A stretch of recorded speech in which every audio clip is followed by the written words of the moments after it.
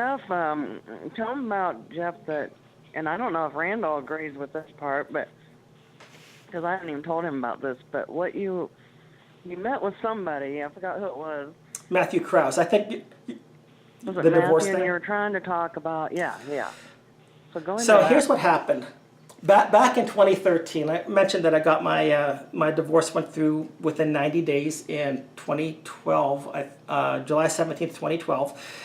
And I said, this is wrong. The church is messing up on this. They're actually sanctioning divorce. They're not doing anything.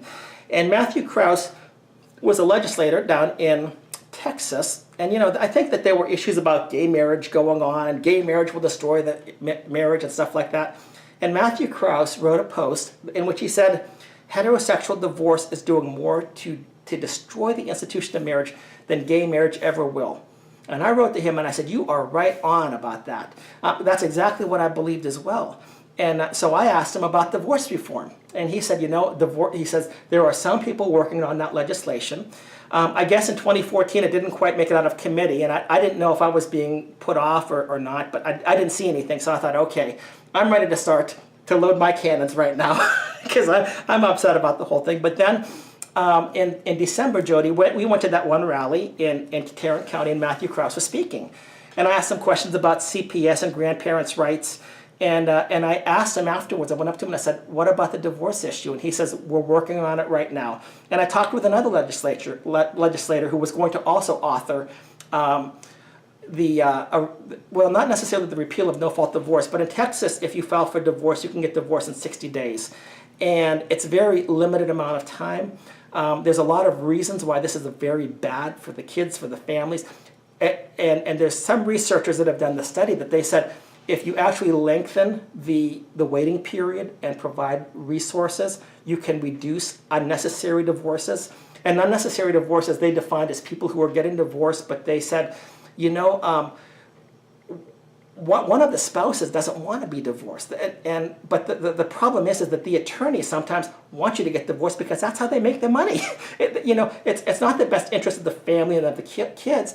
I've heard of people that have said, we were almost going to be reconciled, and yet the attorney wrote to my husband and was mad at my husband because he wasn't pursuing the divorce the way that he should. And they ended up getting divorced because of that, well, partly because of that. But the attorneys have a vested interest in seeing people get divorced.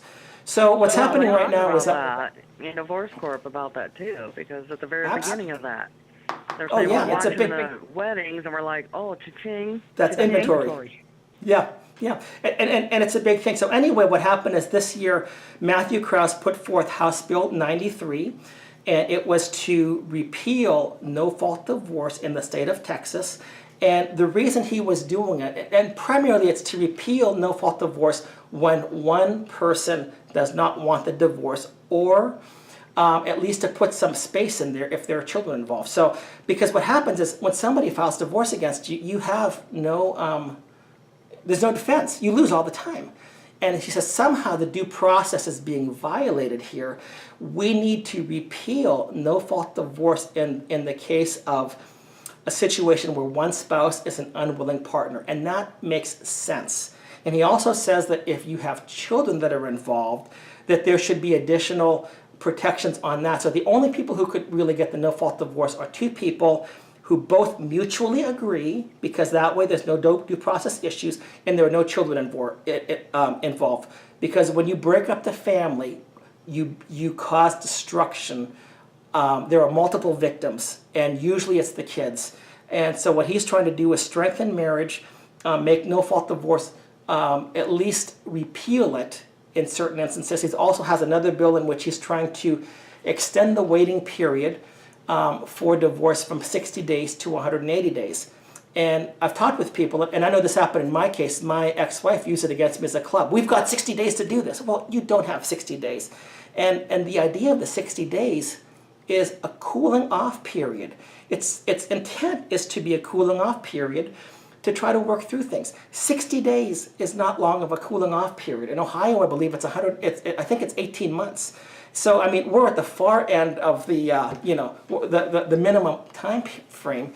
And what people have found is that if you do extend the waiting period, provide some some resources, you can help some families, not all, but some families stay together. And what are the results what are the benefits to society?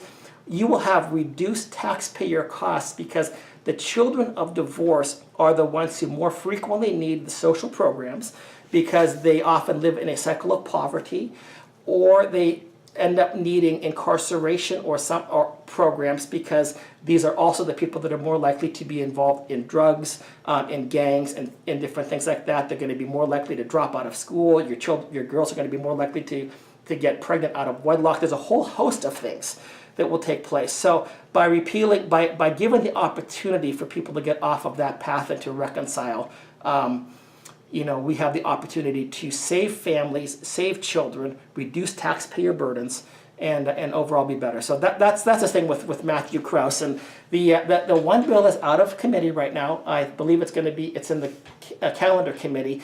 The other one, there's still some adjustments being made. So I think that these are positive things.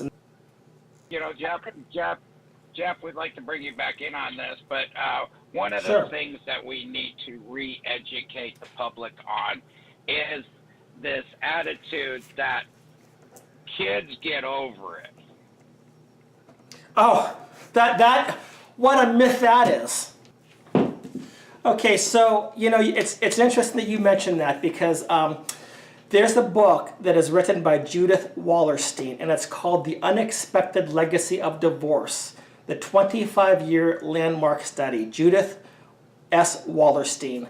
And he's got a couple of others. It's a New York Times bestseller. But here's what she did. She went out to an area in California, and she did a 25-year study on children of divorce. This was after no-fault divorce got instituted. And with their permission, she followed these children for 25 years. And these children were not living in the inner city ghetto with no financial well-being or means or anything like that. These were considered probably at least middle class, if not a little bit higher. A number of many of the parents had college degrees, many had master's degrees, but they just decided to divorce, and they watched these children, and the results were devastating. And furthermore, Judith Wallerstein said it's not just the immediate results. There was a whole nother set of results. She called them the sleeper results. The results that crop up 25 years later, 30 years later. When my parents got divorced, Randall, for 30 years, I still was affected by it. And I don't think that I'm uncommon. So this whole thing about children will get over it, there are some children that may get over it, and there are some instances where the divorce may actually be the best thing. If it's a high conflict all the time, domestic violence stuff, there are some situations, as unfortunate as they are, where divorce is probably the better answer, barring any type of reformation and reconciliation. Get them out of that environment.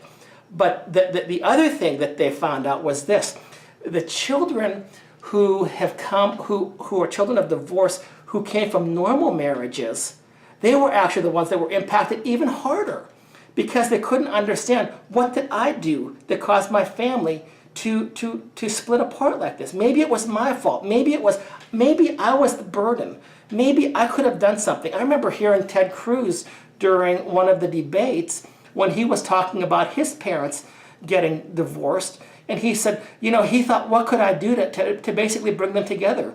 And I thought, here's a guy who's considered, by some people to be a big hero and a big fighter and everything else, and yet he's exposing his heart to me on national TV about how divorce affected him. And I thought, so here's the man, very successful, whether you like him or don't like him, it's not the issue, but he's talking about what divorce did in his life, and how many people that have had how many kids, grandkids that have had their lives torn apart. And people will say they're resilient. It's a myth and it's a lie, and we need to expose it as such.